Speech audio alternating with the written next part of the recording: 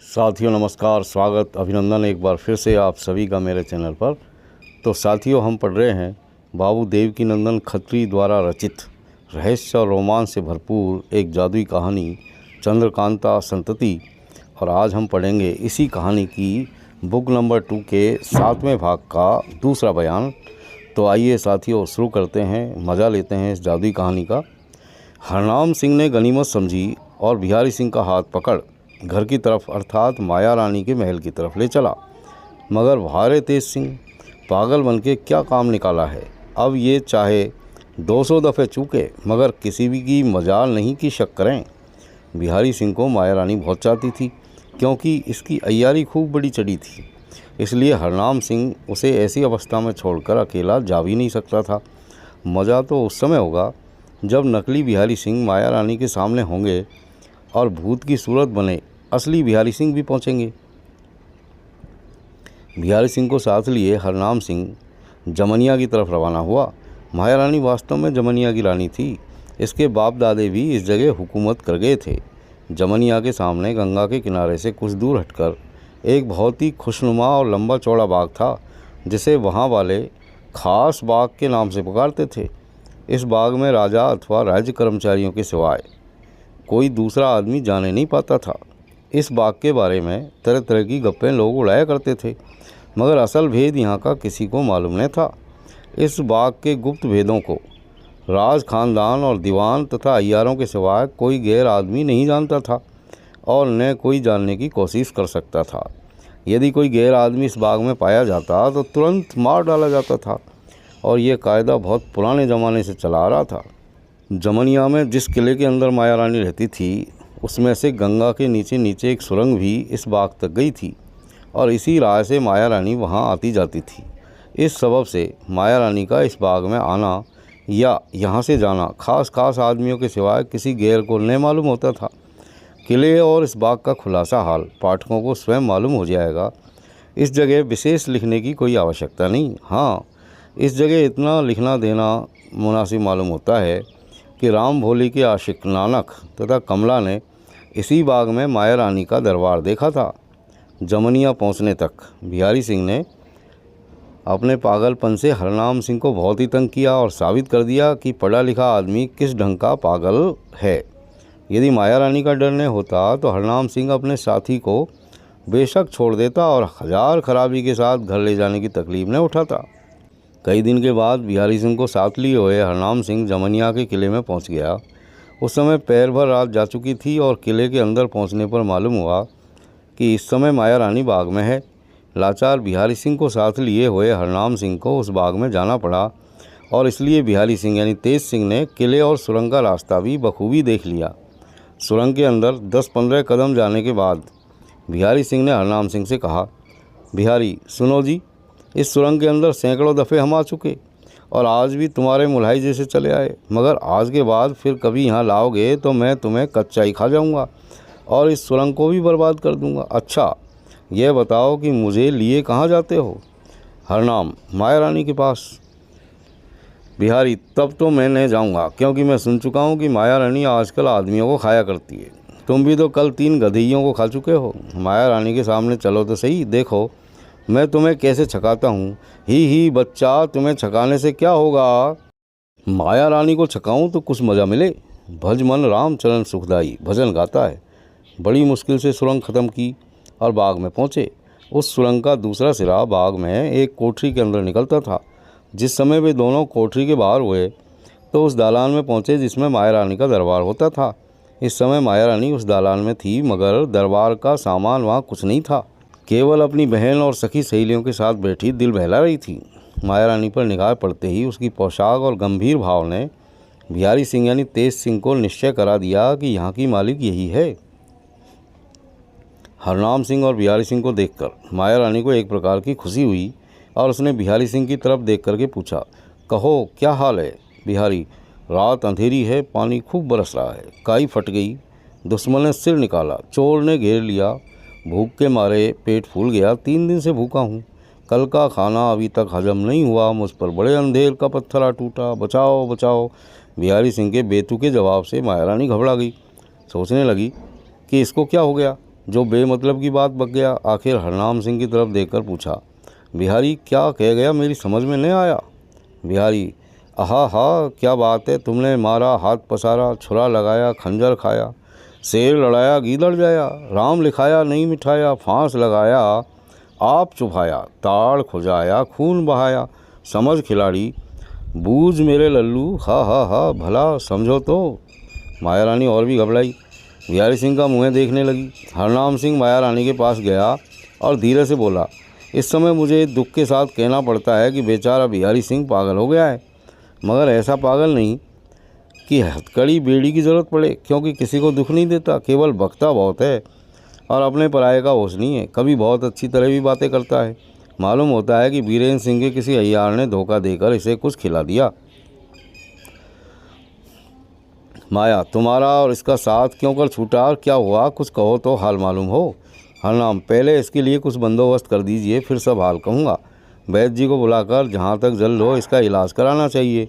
बिहारी, ये काना फूंसी अच्छी नहीं, मैं समझ गया कि तुम मेरी चुगली खा रहे हो। चिल्लाकर दोहाई रानी साहिबा की, इस कमबख्त हरनाम सिंह ने मुझे मार डाला, जहर खिलाकर मार डाला। मैं जिंदा नहीं हूँ, मैं तो मरने के बाद भूत बनकर यहाँ आया हूँ।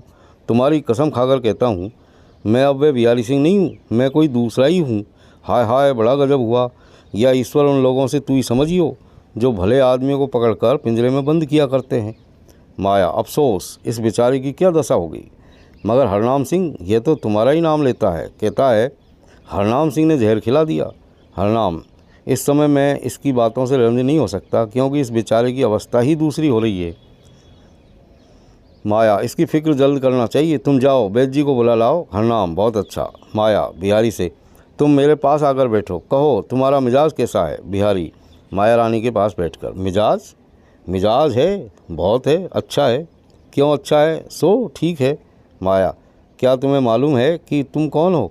बिहारी, हाँ मालूम है, मैं महाराजाधिराज श्री बीरेंद्र सिंह हूँ। कुछ सोचकर, नहीं वे तो अब बुढ़े हो गए, मैं कुंवर इंद्रजीत सिंह बनूंगा, क्योंकि वे बड़े खूबसूरत हैं, औरतें देखने के साथ ही उन पर रीझ जाती है। अच्छा, अब मैं कुंवर इंद्रजीत सिंह हूँ। सोचकर, नहीं नहीं नहीं, वे तो अभी लड़के हैं और उन्हें अय्यारी भी नहीं आती, और मुझे बिना अय्यारी के चैन नहीं, अतएव मैं तेज सिंह बनूंगा। बस यही बात पक्की रही। मुनादी फिरवा दीजिए कि लोग मुझे तेज सिंह कहकर पुकारें। माया मुस्कुराकर, बेशक, ठीक है, अब हम भी तुमको तेज सिंह ही कह के पुकारेंगे।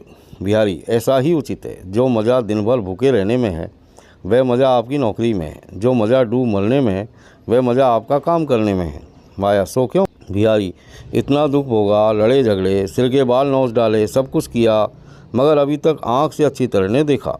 यह मालूम ही नहीं हुआ कि किसके लिए किसको फांसा, और उस फंसाई से फंसने वाले की सूरत अब कैसी है। माया, मेरी समझ में नहीं आया कि इस कहने से तुम्हारा क्या मतलब है। बिहारी सिर पीट कर, अफसोस, हम ऐसे नासमझ के साथ हैं। ऐसी ज़िंदगी ठीक नहीं, ऐसा खून किसी काम का नहीं। जो कुछ मैं कह चुका हूँ, जब तक उसका कोई मतलब नहीं समझेगा और मेरी इच्छा पूरी न होगी, तब तक मैं किसी से न बोलूँगा, न खाऊँगा, न सोऊंगा, न 1, न 2, न 4, 1000, 500, कुछ नहीं। चाहे जो हो, मैं तो देखूँगा। माया, क्या देखोगे। बिहारी, मुँह से तो मैं बोलने वाला नहीं, आपको समझने की गौ हो तो समझिए।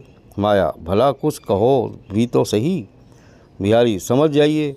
माया, कौन सी चीज़ ऐसी है जो तुम्हारी देखी नहीं है। बिहारी, देखी है, मगर अच्छी तरह देखूंगा। माया, क्या देखोगे। बिहारी, समझिए। माया, कुछ कहो भी कि समझिए समझिए ही बकते जाओगे। बिहारी, अच्छा एक हर्फ कहो तो कह दूँ। माया, खैर यही सही। बिहारी, कै। माया मुस्कुराकर, कैदियों को देखोगे। बिहारी, हाँ हाँ हाँ, बस बस बस, वही। माया, उन्हें तो तुम देख ही चुके हो, तुम ही लोगों ने तो गिरफ्तार किया है। बिहारी, फिर देखेंगे, सलाम करेंगे, नाच नचावेंगे। ताक धिनाधिन नाचो भालू, और उठ करके कूदता है। माया रानी बिहारी सिंह को बहुत मानती थी। माया रानी के कुल अय्यारों का वह सरदार था, और वास्तव में बहुत ही तेज और अय्यारी के फन में पूरा उस्ताद भी था। यद्यपि इस समय वह पागल है, तथापि माया रानी को उसकी खातिर मंजूर है। माया रानी हंसकर उठ खड़ी हुई और बिहारी सिंह को साथ लिए हुए उस कोठरी में चली गई जिसमें सुरंग का रास्ता था। दरवाज़ा खोलकर सुरंग के अंदर गई। सुरंग में कई शीशे की हांडियाँ लटक रही थी और रोशनी बखूबी हो रही थी। माया रानी लगभग 50 कदम के जा कर के रुकी। उस जगह दीवार में एक छोटी सी अलमारी बनी हुई थी। माया रानी की कमर में जो सोने की जंजीर थी, उसके साथ तालियों का एक छोटा सा गुच्छा लटक रहा था। माया रानी ने वह गुच्छा निकाला और उसमें की एक ताली लगाकर वो अलमारी खोली। अलमारी के अंदर निगाह करने से सीढ़ियाँ नज़र आई जो नीचे उतर जाने के लिए थी। वहाँ भी शीशे की कंदील में रोशनी हो रही थी। बिहारी सिंह को साथ लिए हुए माया रानी नीचे उतरी। अब बिहारी सिंह ने अपने को ऐसी जगह पाया जहाँ लोहे के जंगले वाली कई कोठरियाँ थीं और हर एक कोठरी का दरवाज़ा मजबूत ताले से बंद था। उन कोठरियों में हथकड़ी बेड़ी से बेबस, उदास और दुखी केवल चटाई पर लेटे अथवा बैठे हुए कई कैदियों की सूरत दिखाई दे रही थी। ये कोठरियाँ गोलाकार ऐसे ढंग से बनी हुई थी कि हर एक कोठरी में अलग अलग कैद करने पर भी कैदी लोग आपस में बातें कर सकते थे। सबसे पहले बिहारी सिंह की निगाह जिस कैदी पर पड़ी वह तारा सिंह था, जिसे देखते ही बिहारी सिंह खिलखिलाकर हंसा और चारों तरफ देख न मालूम क्या क्या बक गया, जिसे माया रानी कुछ भी न समझ सकी। इसके बाद बिहारी सिंह ने माया रानी की तरफ देखा और कहा, छी छी, आप मुझे इन कमबख्तों के सामने क्यों लाई? मैं इन लोगों की सूरत नहीं देखना चाहता। मैं तो के देखूंगा, के, बस केवल के देखूंगा और कुछ नहीं। आप जब तक चाहें यहाँ रहें, मगर मैं दम भर नहीं रह सकता। अब के देखूंगा, के, बस के देखूंगा, बस के, केवल के बकता हुआ बिहारी सिंह वहाँ से भागा और उस जगह आकर के बैठ गया। माया रानी से पहले पहल मुलाकात हुई थी। बिहारी सिंह की बदहवासी देखकर माया रानी घबराई और जल्दी जल्दी सीढ़ियाँ चढ़ कैद खाने का ताला बंद करने के बाद अपनी जगह पर आई, जहाँ लंबी लंबी सांसें लेते बिहारी सिंह को बैठे हुए पाया। माया रानी की वे सहेलियाँ भी उसी जगह बैठी थी जिन्हें छोड़कर माया रानी कैद खाने की तरफ गई थी। माया रानी ने बिहारी सिंह से भागने का सबब पूछा, मगर उसने कुछ जवाब नहीं दिया। माया रानी ने कई तरह के प्रश्न किए, मगर बिहारी सिंह ने ऐसी चुप्पी साधी कि जिसका कोई हिसाब ही नहीं। मालूम होता था कि ये जन्म का गूंगा और बहरा है, न सुनता है न कुछ बोल सकता है। माया रानी की सहेलियों ने भी बहुत कुछ जोर मारा, मगर बिहारी सिंह ने मुँह नहीं खोला। इस परेशानी में माया रानी को बिहारी सिंह की हालत पर अफसोस करते हुए घंटा भर बीत गया। तब तक वैद्य जी को, जिनकी उम्र लगभग 80 वर्ष के हो गई होगी, अपने साथ लिए हुए हरनाम सिंह भी आ पहुंचा। वैद्यराज ने इस अनोखे पागल की जांच की और अंत में निश्चय किया कि बेशक इसे कोई ऐसी दवा खिलाई गई है जिसके असर से ये पागल हो गया है, और यदि इस समय इसका इलाज किया जाए तो 1 ही 2 दिन में आराम हो सकता है। माया रानी ने इलाज करने की आज्ञा दी और वैद्यराज ने अपने पास से एक जड़ाऊ डिबिया निकाली जो कई तरह की दवाओं से भरी हुई हमेशा उनके पास रहा करती थी। वैद्यराज को उस अनोखे पागल की जांच में कुछ भी तकलीफ नहीं हुई। बिहारी सिंह ने नाड़ी देखने में उज्र नहीं किया और अंत में दवा की वह गोली भी खा गया जो वैद्यराज ने अपने हाथ से उसके मुंह पर रख दी थी। बिहारी सिंह ने अपने को ऐसा बनाया जिससे देखने वालों को विश्वास हो कि वह दवा खा गया, परंतु उस चालाक पागल ने गोली दांतों के नीचे छिपा ली और थोड़ी देर बाद मौका पा इस ढप से थूक दी कि किसी को गुमान तक नहीं हुआ। आधी घड़ी तक उछल कूद करने के बाद बिहारी सिंह ज़मीन पर गिर पड़ा और सवेरा होने तक उसी तरह पड़ा रहा। वैद्यराज ने नब्ज देकर के कहा कि यह दवा की तासीर से बेहोश हो गया है, इसे कोई छेड़े नहीं। आशा है कि जब इसकी आंख खुलेगी तो ये अच्छी तरह बातचीत करेगा। बिहारी सिंह चुपचाप पड़ा ये बातें सुन रहा था। माया रानी बिहारी सिंह की हिफाजत के लिए कई लौंडियाँ छोड़ दूसरे कमरे में चली गई और एक नाजुक पलंग पर जो वहाँ बिछा हुआ था सो रही। सूर्योदय से पहले ही माया रानी उठी और हाथ मुँह धोकर उस जगह पहुँची जहाँ बिहारी सिंह को छोड़ के गई थी। हरनाम सिंह पहले ही वहाँ जा चुका था। बिहारी सिंह को जब मालूम हो गया कि माया रानी उसके पास आकर बैठ गई है तो वह भी 2-3 करवटें लेकर उठ बैठा और ताज्जुब से चारों तरफ देखने लगा। माया, अब तुम्हारा क्या हाल है? बिहारी, हाल क्या कहूँ, मुझे ताज्जुब मालूम होता है कि मैं यहाँ क्यों कर आया। मेरी आवाज़ क्यों बैठ गई और इतनी कमज़ोरी क्यों मालूम होती है कि मैं उठकर चल फिर नहीं सकता। माया, ईश्वर ने बड़ी कृपा की जो तुम्हारी जान बच गई, तुम तो पूरे पागल हो गए थे। वैद्यराज ने भी ऐसी दवा दी कि एक ही खुराक में फ़ायदा हो गया। बेशक उन्होंने इनाम पाने का काम किया। तुम अपना हाल तो कहो, तुम्हें क्या हो गया था? बिहारी, हरनाम सिंह की तरफ देखकर, मैं एक अय्यार के फेर में पड़ गया था, मगर पहले आप कहिए कि मुझे इस अवस्था में कहाँ पाया। हरनाम, आप मुझसे ये कहकर कि तुम थोड़ा सा काम जो बच रहा है उसे पूरा करके जमनिया चले जाना, मैं कमलनी से मुलाकात करके और जिस तरह होगा उसे राज़ी करके जमनिया लाऊंगा। खंडर वाले तहखाने से बाहर चले गए, परंतु काम पूरा करने के बाद मैं सुरंग के बाहर निकला तो आपको शिवालय के सामने पेड़ के नीचे विचित्र दशा में पाया। पागलपने की बातचीत और माया रानी के पास तक आने का खुलासा हाल कहने के बाद मालूम होता है आप कमलनी के पास नहीं गए। बिहारी माया रानी से, जैसा धोखा मैंने अब की खाया आज तक नहीं खाया। हरनाम सिंह का कहना सही है। जब मैं सुरंग से निकलकर शिवालय से बाहर हुआ तो एक आदमी पर नज़र पड़ी जो मामूली जमींदार की सूरत में था। वह मुझे देखते ही मेरे पैरों पर गिर पड़ा और गिड़गिड़ा कर कहने लगा कि पुजारी जी महाराज, किसी तरह मेरे भाई की जान बचाइए। मैंने उससे पूछा कि तेरे भाई को क्या हुआ है। उसने जवाब दिया कि उसे एक बुढ़िया बेतरह मार रही है, किसी तरह उसके साथ से छुड़ाइए। वह जमींदार बहुत ही मजबूत और मोटा ताज़ा था। मुझे ताज्जुब मालूम हुआ कि वह कैसी बुढ़िया है जो ऐसे ऐसे दो भाइयों से नहीं हारती। आखिर मैं उसके साथ चलने को राज़ी हो गया। वह मुझे शिवालय से कुछ दूर एक झाड़ी में ले गया जहाँ कई आदमी छिपे हुए बैठे थे। उस जमींदार के इशारे से सभी ने मुझे घेर लिया और एक ने चांदी की एक लुटिया मेरे सामने रख कर के कहा कि ये भंग है, इसे पी जाओ। मुझे मालूम हो गया कि यह वास्तव में कोई अय्यार है जिसने मुझे धोखा दिया है। मैंने भंग पीने से इनकार किया और वहाँ से लौटना चाहा, मगर उन सभी ने भागने नहीं दिया। थोड़ी देर तक मैं उन लोगों से लड़ा, मगर क्या कर सकता था क्योंकि वे लोग गिनती में 15 से कम नहीं थे। आखिर में उन लोगों ने पटक कर मुझे मारना शुरू किया और जब मैं बेदम हो गया तो भंग या दवा जो कुछ हो मुझे ज़बरदस्ती पिला दी। बस इसके बाद मुझे कुछ भी खबर नहीं कि क्या हुआ। थोड़ी देर तक इसी तरह की ताज्जुब की बातें कहकर बिहारी सिंह ने माया रानी का दिल बहलाया और इसके बाद कहा, मेरी तबीयत बहुत ख़राब हो रही है, यदि कुछ देर तक बाग में टहलूँ तो बेशक जी प्रसन्न हो, मगर कमज़ोरी इतनी बढ़ गई है कि स्वयं उठने और टहलने की हिम्मत नहीं पड़ती। माया रानी ने कहा, कोई हर्ज नहीं, हरनाम सिंह सहारा देकर तुम्हें टहलावेंगे। मैं समझती हूँ कि बाग की ताज़ा हवा खाने और फूलों की खुशबू सूंघने से तुम्हें बहुत कुछ फ़ायदा पहुँचेगा। आखिर हरनाम सिंह ने बिहारी सिंह को हाथ पकड़ के बाग में अच्छी तरह टहलाया और इस बहाने से तेज सिंह ने उस बाग को तथा वहाँ की इमारतों को भी अच्छी तरह देख लिया। ये लोग घूम फिरकर माया रानी के पास पहुँचे ही थे कि एक लौंडी ने, जो चौबदार थी, माया रानी के सामने आकर और हाथ जोड़ करके कहा, बाग के फाटक पर एक आदमी आया है और सरकार में हाजिर हुआ चाहता है। बहुत ही बदसूरत और काला कलूटा है, परंतु कहता है कि मैं बिहारी सिंह हूँ। मुझे किसी अय्यार ने धोखा दिया और चेहरे तथा बदन को ऐसे रंग से रंग दिया कि अभी तक साफ नहीं होता। माया, ये अनोखी बात सुनने में आई कि अय्यारों का रंगा हुआ रंग और धोने से न छूटे।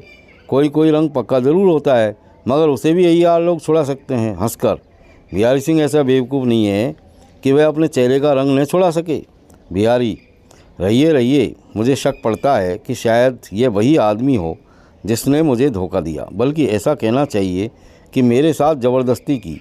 लौंडी की तरफ देखकर, उसके चेहरे पर जख्म के दाग भी हैं। लौंडी, जी हाँ, पुराने जख्म के कई दाग हैं। बिहारी, भौं के पास भी कोई जख्म का दाग है? लौंडी, एक आड़ा दाग है, मालूम होता है कि कभी लाठी की चोट खाई है। बिहारी, बस ये वही आदमी है, देखो जाने नहीं पावे। चंडूल को यह खबर ही नहीं कि बिहारी सिंह यहाँ पहुँच गया है। माया रानी की तरफ देखकर, यहाँ पर्दा करवा कर उसे बुलवाइए, मैं भी पर्दे के अंदर रहूँगा, देखिए क्या मज़ा करता हूँ। हाँ, हरनाम सिंह पर्दे के बाहर रहें, देखें पहचानता है या नहीं। माया लौंडी की तरफ देखकर, पर्दा करने के लिए कहो और नियमानुसार आंखों पर पट्टी बांधकर उसे यहाँ लेवा लाओ। लौंडी, वह यहाँ की हर चीज़ को पूरा पता देता है और ज़रूर इस बाग के अंदर आ चुका है। बिहारी, पक्का चोर है, ताज्जुब नहीं कि यहाँ आ चुका हो। खैर, तुम लोगों को अपना नियम पूरा करना चाहिए।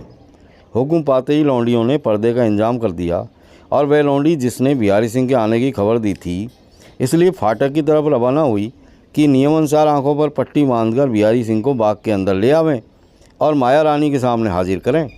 इस जगह इस बाग का कुछ थोड़ा सा हाल लिख देना मुनासिब मालूम होता है। यह 200 बीघे का बाग मजबूत चारदीवारी के अंदर था। इसके चारों तरफ की दीवारें बहुत मोटी, मजबूत और लगभग 25 हाथ की ऊंची थी। दीवार के ऊपरी हिस्से में तेज नोक और धार वाले लोहे के कांटे और फाल इस ढंग से लगे हुए थे कि काबिल अय्यार भी दीवार लांघ कर बाग के अंदर जाने का साहस नहीं कर सकते थे। कांटों के सबब यद्यपि कमंद लगाने में सुविधा था, परंतु उसके सहारे ऊपर चढ़ना बिल्कुल ही असंभव था। इस चार दीवारी के अंदर की ज़मीन, जिसे हम बाग कहते हैं, 4 हिस्सों में बटी हुई थी। पूरब की तरफ आलीशान फाटक था, जिसके अंदर जाकर एक बाग, जिसे पहला हिस्सा कहना चाहिए, मिलता था। इसकी चौड़ी चौड़ी रविशें ईंट और चूने से बनी हुई थी। पश्चिमी तरफ अर्थात इस हिस्से के अंत में 20 हाथ मोटी और इससे ज़्यादा ऊंची दीवार बाग की पूरी चौड़ाई तक बनी हुई थी, जिसके नीचे बहुत सी कोठरियाँ थीं जो सिपाहियों के काम में आती थी।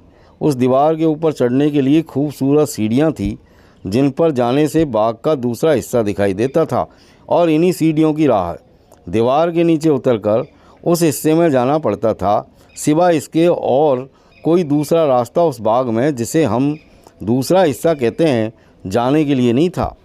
बाग के इसी दूसरे हिस्से में वह इमारत या कोठी थी जिसमें माया रानी दरबार किया करती थी, या जिसमें पहुंचकर नानक ने माया रानी को देखा था। पहले हिस्से की अपेक्षा यह हिस्सा विशेष खूबसूरत और सजा हुआ था।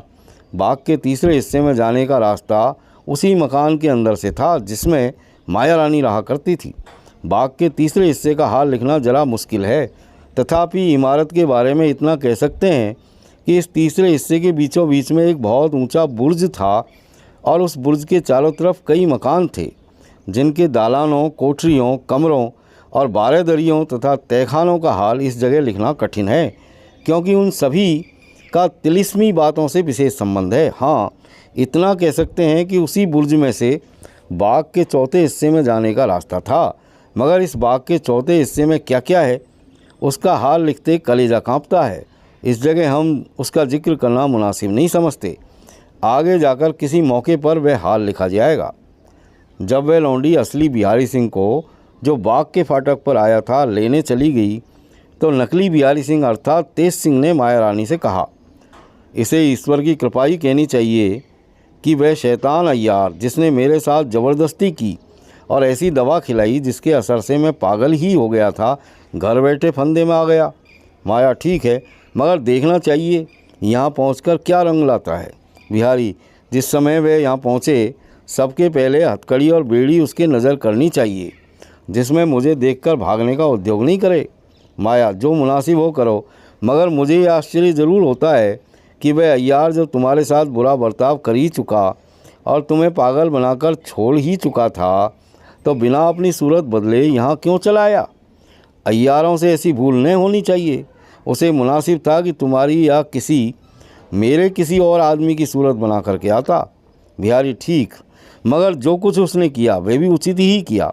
मेरी यहाँ के किसी और नौकर की सूरत बनाकर उसका यहाँ आना तब अच्छा होता जब मुझे गिरफ्तार रखता। माया, मैं ये भी सोचती हूँ कि तुम्हें गिरफ्तार करके केवल पागल ही बनाकर छोड़ देने में उसने क्या फ़ायदा सोचा था। मेरी समझ में तो यह उसने भूल की।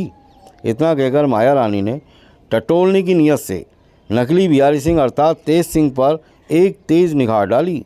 तेज सिंह भी समझ गए कि माया रानी को मेरी तरफ से कुछ शक हो गया है, और इस शक को मिटाने के लिए वे किसी तरह की जांच जरूर करेगी।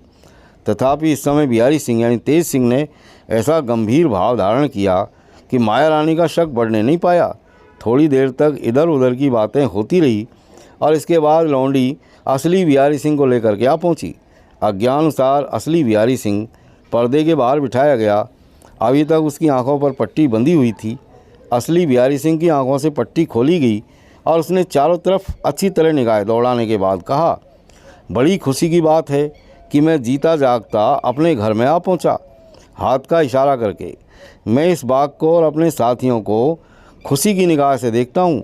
इस बात का अफसोस नहीं है कि माया रानी ने मुझसे पर्दा किया, क्योंकि जब तक मैं अपना बिहारी सिंह होना साबित न कर दूँ तब तक इन्हें मुझ पर भरोसा नहीं करना चाहिए। मगर मुझे हरनाम सिंह की तरफ देखकर और इशारा करके अपने इस अनूठे दोस्त हरनाम सिंह पर अफसोस होता है कि इन्होंने मेरी कुछ भी परवाह नहीं की और मुझे ढूंढने का भी कष्ट नहीं उठाया। शायद इसका सबब यह हो कि वह अय्यार मेरी सूरत बनाकर इनके साथ हो लिया हो, जिसने मुझे धोखा दिया। मगर मेरा ख्याल ठीक है तो वह अय्यार यहाँ ज़रूर आया होगा। मगर ताज्जुब की बात है कि मैं चारों तरफ निगाह दौड़ाने पर भी उसे नहीं देखता। खैर, यदि यहाँ आया तो देख लूँगा कि बिहारी सिंह वह है या मैं हूँ। केवल इस बाग के चौथे भाग के बारे में थोड़े सवाल करने से ही सारी कलई खुल जाएगी। असली बिहारी सिंह की बातों ने जो इस जगह पहुँचने के साथ ही उसने कही, सभी पर अपना असर डाला। माया रानी के दिल पर तो उसका बहुत ही गहरा असर पड़ा, मगर उसने बड़ी मुश्किल से अपने को संभाला और तब एक निगाह तेज सिंह के ऊपर डाली। तेज सिंह को ये क्या खबर थी कि यहाँ कोई ऐसा विचित्र बाग देखने में आएगा और उसके भाग अथवा दर्जों के बारे में सवाल किए जाएंगे। उन्होंने सोच लिया कि अब मामला बेढब हो गया। काम निकालना अथवा राजकुमारों को छुड़ाना तो दूर रहा, कोई दूसरा उद्योग करने के लिए मेरा बचकर यहाँ से निकल जाना भी मुश्किल हो गया है, क्योंकि मैं किसी तरह उसके सवालों का जवाब नहीं दे सकता और न उस बाग के गुप्त वेदों की मुझे खबर ही है। असली बिहारी सिंह अपनी बात कहकर चुप हो गया और इस फिक्र में हुआ कि मेरी बात का कोई जवाब दे ले तो मैं कुछ कहूँ, मगर माया रानी की आज्ञा बिना कोई भी उसकी बातों का जवाब नहीं दे सकता था। चालाक और धूर्त माया रानी न मालूम क्या सोच रही थी कि आधी घड़ी तक उसने सिर न उठाया। इसके बाद उसने एक लौंडी की तरफ देख करके कहा, हरनाम सिंह को यहाँ बुलाओ। हरनाम सिंह पर्दे के अंदर आया और माया रानी के सामने खड़ा हो गया। माया, यह अय्यार जो अभी आया है और बड़ी तेज़ी से बोलकर चुप बैठा है, बड़ा ही शैतान और धूर्त मालूम होता है। मैं इससे बहुत कुछ पूछना चाहती हूँ, परंतु इस समय मेरे सिर में दर्द है, बात करना या सुनना मुश्किल है। तुम इस अय्यार को ले जाओ, 4 नंबर के कमरे में इसके रहने का बंदोबस्त कर दो। जब मेरी तबीयत ठीक होगी तो देखा जाएगा। हरनाम, बहुत मुनासिब है, और मैं सोचता हूँ कि बिहारी सिंह को भी।